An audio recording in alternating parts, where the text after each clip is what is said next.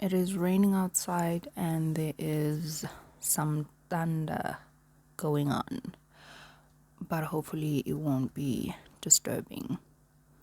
So, for the longest time, in almost everything I've ever achieved in my life, I've never really been proud of myself or happy that I've done that. The earliest memory that I have of me not being proud of myself is when I was in grade 9, I think starting from grade 7 all the way to grade 9, because I had just moved from a different school to this other school where I started from grade 7 to grade 9. And I started really performing well academically. And I think it was in grade 9 where I got like the trophy for being like one of the top achievers as a student. And it was that time that it was very evident for me that I wasn't happy for myself. I wasn't proud of myself. And later on in my adult life, when I started learning about imposter syndrome, I attributed my childhood feelings to that I felt like maybe I didn't deserve to be getting this award or to be called one of the top achievers as a student. Like, so for me, imposter syndrome made more sense, because imposter syndrome essentially is just feeling like you're gonna be caught, like you're pretending to be something that you're not. Like you feel like even if you worked hard and you achieved something, you feel like you're a fraud and somebody's gonna find out that, you're not really who you say you are, even if you are. It's the weirdest thing, but once I started learning about that, I could relate to that.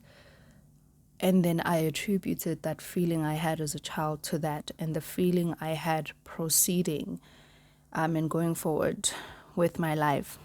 Because from there on, when I finished grade 9, I went to another school. I actually changed school like 4 times. So I went to another school from grade 10 to grade 12, which is obviously where I matriculated.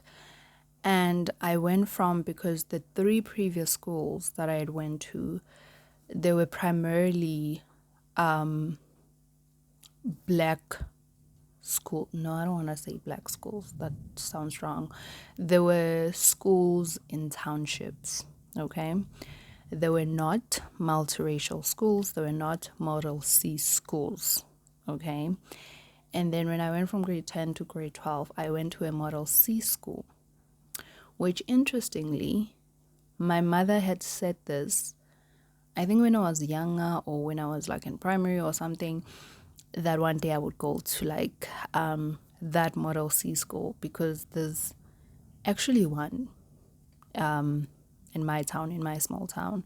So she would just say this. So in a way, she kind of prophesied it upon my life, and it happened.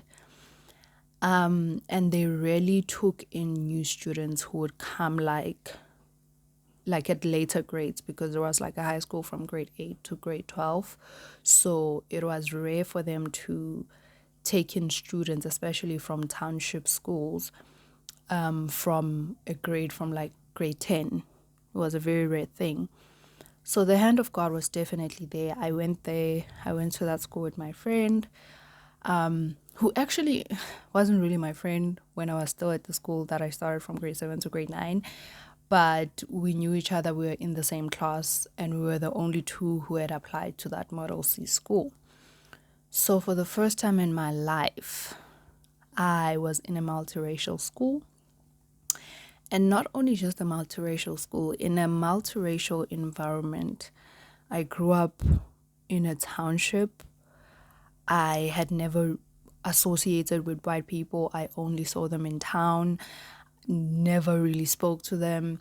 So this was a completely different environment. It wasn't just the school itself, it was just interacting with people of other races, white people, Indians, even coloreds.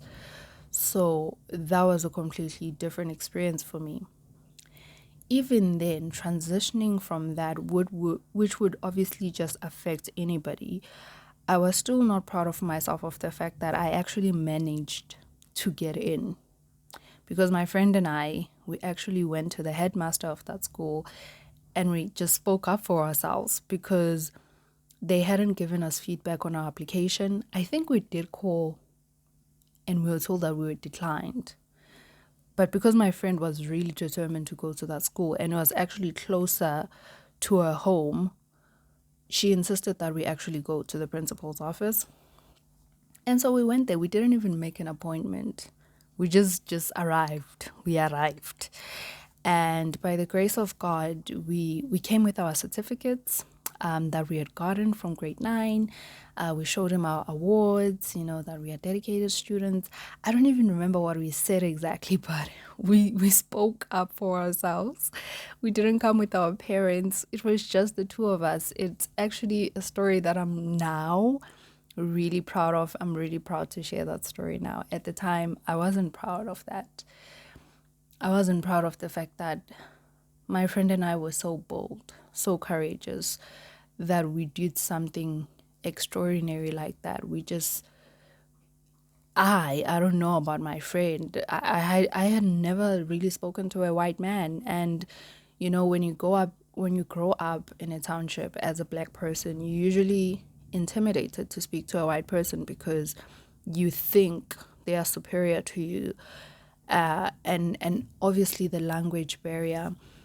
But because we never really interact with these people, white people, we think they're superior to us. They're not, obviously, but growing in a township and never really interacting with them and seeing them live in the suburbs, live in town, you kind of have that mentality, even though it's not something that we, sit around discussing that white people are superior to us, but that was just the mentality. So it was really brave of us to go to this white man and speak up. I don't even know how our English was because my English was horrible at that time. But I was always someone who was always trying to better myself, better my English. So I think my friend and we managed to put some words together. And that's something that I was meant to be proud of, but I wasn't really proud of that. And then when I matriculated, I was so relieved because courageous and brave as it was for us to go to the headmaster and speak up for ourselves and show him our certificates, our awards, and actually get in, like have this victorious story. But the 3 years in that school were actually horrible. They were terrible. I'm grateful that I went to that type of school because the experience that I did get from that school, I think it forever shaped my mentality and gave me a different perspective, especially when it comes to interacting with different people from different races, people with different statuses, people who come from better families. It just gave me a whole different perspective in life, but it was hard. It was very hard. One of the hardest things that my friend and I were faced with was the fact that we didn't really know Afrikaans. So the two main languages were English and Afrikaans, and you could either have English as your home language or Afrikaans as your home language, and most black people had English as their home language. So it felt like everything was in Afrikaans. It felt like we would be in assembly, we would be hearing Afrikaans. I had learned Afrikaans from grade 1 to grade 6. But because it was a school in a township, it wasn't that intense. So I couldn't remember anything I had learned in those Afrikaans classes. So besides that language issue, it was hard. Most of the time I felt like we were looked down on, and not specifically us because we were from another school. Like there was a lot of cliques and classism, and you kind of just knew. And my friend and we actually had a group of friends. They were amazing. during breaks. They were the best thing ever. They were the ones who actually made the experience a little bit better, but it was really hard to adapt. And I cannot really speak for my friend, even though I know some of the challenges that she also faced. But personally, for me, it was very challenging. I felt out of place. I felt like I didn't belong there. And this is coming from someone who already felt like in grade 9, in hindsight, seeing now that I probably had imposter syndrome. So now imagine putting me in this space where I feel like I don't belong because it's fancy. There are rich kids here. There are white people here. Already I was dealing with imposter syndrome in previous grades. So now that just intensified and my grades decreased. They really decreased. I went from being this person who was winning awards, even though I wasn't proud of myself. I went from being a top student, a top achiever, to just being a mediocre student. My grades really decreased. The learning system, the learning approach was totally different from what I was used to. So my grades became average. I struggled a lot. But by the grace of God, because God is good all the time, I finished. I was almost certain that I was going to fail a grade at some point, but I didn't. There were some people that I met there who actually ended up failing a grade, but who had actually started from like grade 8. But that's not to say anything like specific to my story, but I'm just saying that, I managed to pass the grades. And then obviously I matriculated, and I was just grateful to have made it without failing a single grade, even though my marks were average. Listen, I didn't matriculate with distinctions or anything. But looking back now, I'm proud of myself that I matriculated because I got a qualification that allowed me to go and study for a degree. So even though my marks were not as glorious as I would have liked, but they were good enough for me to get into varsity. This is another time that I was not proud of myself. So we've already established that when I was a top achiever, winning awards kind of student, I wasn't proud of myself. I wasn't proud of the fact that my friend and I were so courageous to go and speak up for ourselves. And then when I matriculated after that very hard year, because it felt like every single year from grade 10 to grade 12, I was just trying to adapt to this new environment till the last day of the last exam in grade 12. I felt like every day I was just trying to adjust, to adapt, and I never really adapted. So to finish matric, to pass with marks that were good enough to get me into varsity was a big deal. That December of that year, when I finished matric, I even gained weight, so much weight, because I was just relieved to be out of that school. I know most people just don't like high school because there are a lot of things, with teenagers, we're going through the most. It's horrible for most people. But for me, the transition from a township school to this Model C school just added to challenges that were already going to be there. As a teenager in high school, there were already going to be challenges that were going to be there, even if I had went to another township school. But there was an added layer of me being in this new environment, multiracial school, Model C school, where status matters, where top achievers were like 98%, and the rest of us were just average. Well, me. Let me just speak for myself. So there was another time when I wasn't proud of myself, that I had actually matriculated. And then the following year, I was able to go to a varsity. But then that didn't really work out. So I ended up going to the University of Johannesburg. And I think that's where God wanted me. So even though I studied something that I didn't like, I was able to finish in record time and get my degree in IT. Listen, I did that. IT was also horrible. Like my academics were just non-enjoyable. I know school is hard. High school is hard. Varsity is hard. Studying is not easy. Studying is not fun. But there were just always layers that were added for me. I was dealing with anxiety. At the time, I didn't even know it was anxiety that I was dealing with. I was dealing with imposter syndrome. At the time, I didn't even know I had imposter syndrome. There were all these other issues that I didn't even realize.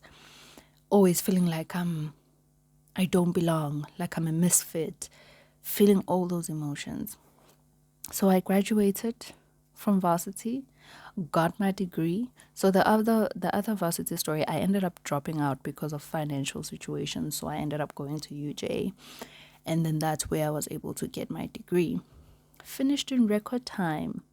Listen, even if maybe you didn't finish in record time, maybe your 3-year course ended up taking you 5 years.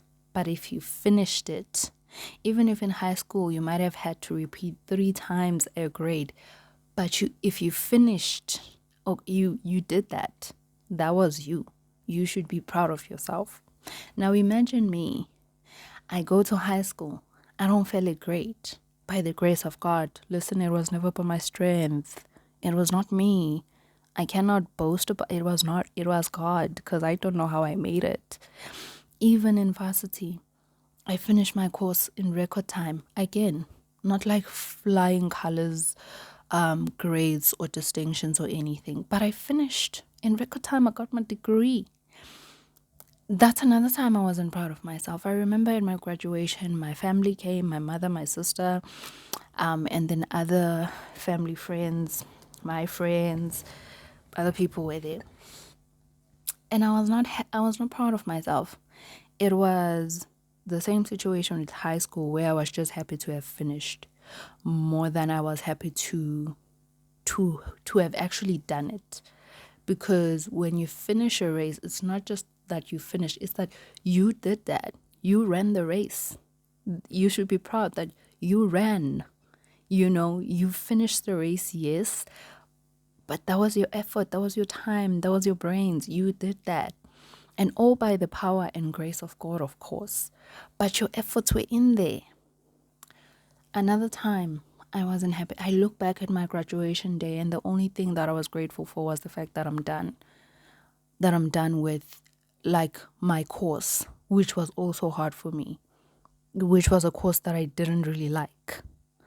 But I wasn't proud of the fact that, hey, you put in the time, you put in the effort, you stayed up late sometimes you lazied around, so maybe your marks could have been better. But I put in the effort. I wrote the tests. I wrote the exams. I was the one who did that. I did that myself. Okay? But I wasn't proud. I look at my graduation day, and there wasn't a single moment where I was proud of myself. And then right after that, I was able to get an internship, obviously for what I had studied, right after I graduated. So I was meant to graduate in 2019. So the end of 2018, I got the internship. So I was going to start in 2019. And then in March 2019, I was meant to graduate. So when I actually had my graduation ceremony, I was already working as an intern. Another thing I was not proud of. Can you see the pattern here? The pattern that I'm trying to show to you is that I was never happy with anything that I did. And that's the things that I've mentioned are things that I'm supposed to be proud of. You finished high school, you should be proud of that. Even if you didn't go to varsity, you got a job, you did that. You went to the interview, you submitted. That's you. Those are your efforts. Though that's your work. That's the work of your hands. You are meant to be proud of that because that's you. If you got into varsity, whether you finished in record time or you didn't, when you that's you. And I was never ever proud of myself. And now that it has dawned on me, that the Lord has revealed to me that I was actually emotionally abused by my family, and that I actually grew up in a toxic, unhealthy environment, especially emotionally. I grew up in an environment that actually damaged my self-esteem and my confidence. All those things, they contributed to me never being proud of myself, to me feeling like I'm never good enough. Even if I finish the course in 3 years time, I'm not going to be, even if I had gotten distinctions, even if, say, maybe in matric I got 7 distinctions, I know I wouldn't have been proud of myself because I had such a low self-esteem. I felt so out of place wherever I was. Those were some of the reasons I was not proud of myself. But the main one that I've come to realize, the main reason I was never proud of myself in any of those situations is because my family was not proud of me. And my family has dictated how I feel about myself for the longest time. I have felt unworthy because my family made me feel unworthy. I mentioned in another episode that I I don't really wear sandals because my family used to tease me that my toes are so ugly. So even things like that, I think I have ugly toes because my family told me that. In that episode, I mentioned that when I was in varsity, somebody said I have beautiful toes, and I didn't believe them. I thought they were teasing me, but they genuinely thought my toes were beautiful, which surprised me because my family said my toes were hella ugly. Okay? I don't know, maybe my toes were ugly at the time, but even if they were, is that really how we're supposed to treat each other as a family? Because let's take it to the extreme. If we have a disabled family member, would we constantly make fun of the disabled family member? Because if you really think about it, the parts of our bodies that maybe are not so favorable or pleasant to others, whether that's your knees or your big nose or your big forehead, whatever part it is, that's just like how you were formed, just like somebody who's disabled was formed. That's just how you didn't do it yourself. Okay? So say maybe when I was young, I had the ugliest toes. Was it my family's place to do that to me? Because if my family does that to me, how much more the people when I go outside? I'm obviously going to believe anything a bully says because, hey, my family has already bullied me into believing that you have ugly toes. Maybe for you it was your forehead, it was your nose, whatever it was. So when you go outside, you obviously going to believe the people outside when they tell you any crap about yourself because your family has already discouraged you and basically bullied you. They were mean to you and crushed your self-esteem. So, because for the longest time, I was whatever my family told me I was. If my family says my toes are ugly, then my toes are ugly. If my family says I am shy, then I am shy. And when my family is not proud of me, then I am not proud of me. The funny thing is, it was not as evident as you would think that they would. I don't even know how to explain this. It wouldn't be like my achievement would be totally disregarded. Let's make an example. For example, in my graduation ceremony, they obviously came. They came, they clapped, they recorded a video, all the family things that a family does when you graduation. They do these things, okay? But they never really say or make you feel like they're proud of you. The pictures were posted. My sister was on some. My sister just graduated. My big sister just graduated. I'm proud of her. My mother was posting the pictures. But it wasn't really about me. It was about the story that they can tell, whether to my sister about her sister, whether to my mother about her daughter, but it wasn't really about me. looking back now, that day, my family never really said, we're proud of you. And because they've never really said that, and they've never made me feel it, because don't even think that it's just a matter of them saying it, because other people can say things without meaning it.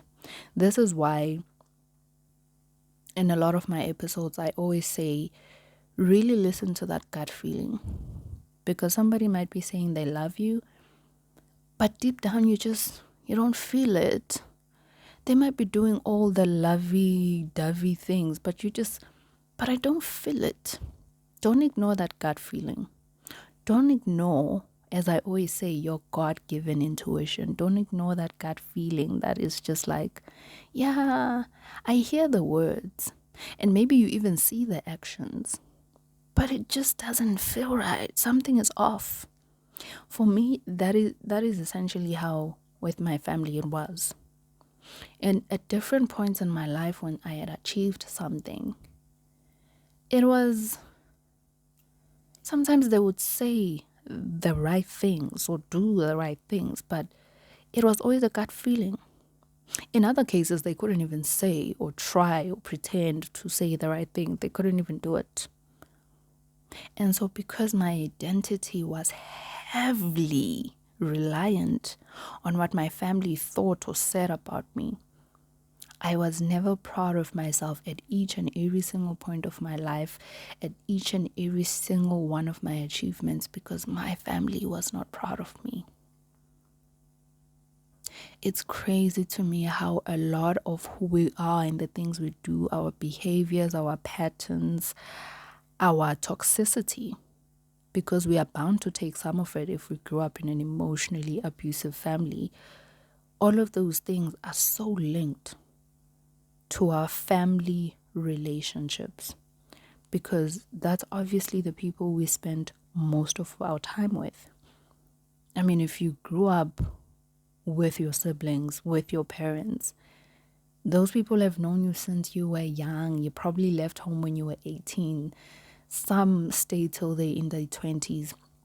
I'm in my late 20s and I'm back home. Those are the people that you have spent so much of your time with. And you've picked up on certain patterns and behaviors, and they've influenced and kind of shaped who you are.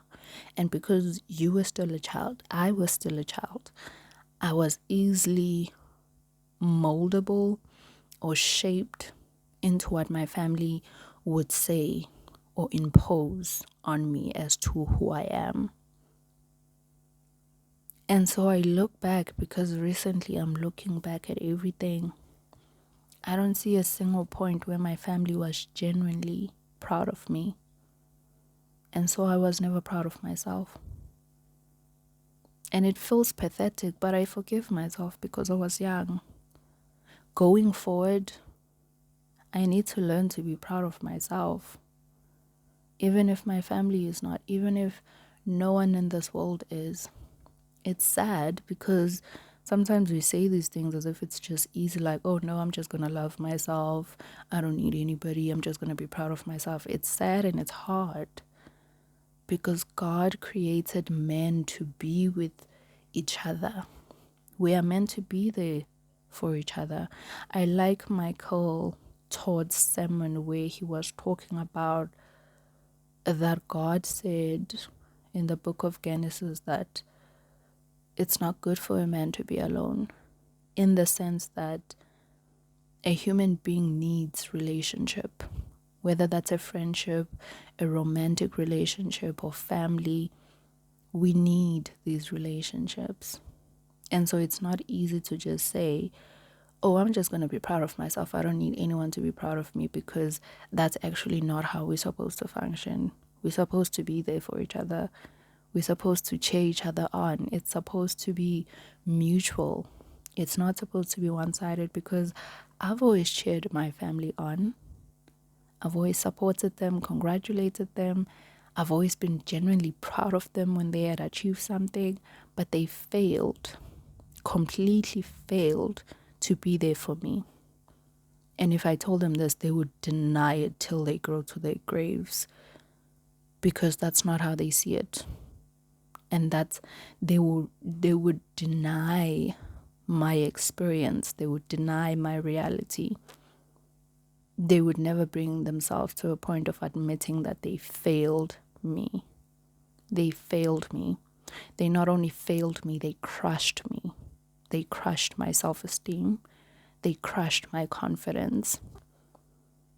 They even crushed significant moments in my life because I was not able to celebrate those moments because my identity, my worth was so tied into what they think of me. But not anymore. I'm an adult now. Sure, it's going to be painful and it's going to be lonely, but it's better than being constantly beaten down emotionally and made to feel like my achievements are not really a big deal, because they are, because I put in the work. So I should be proud of myself.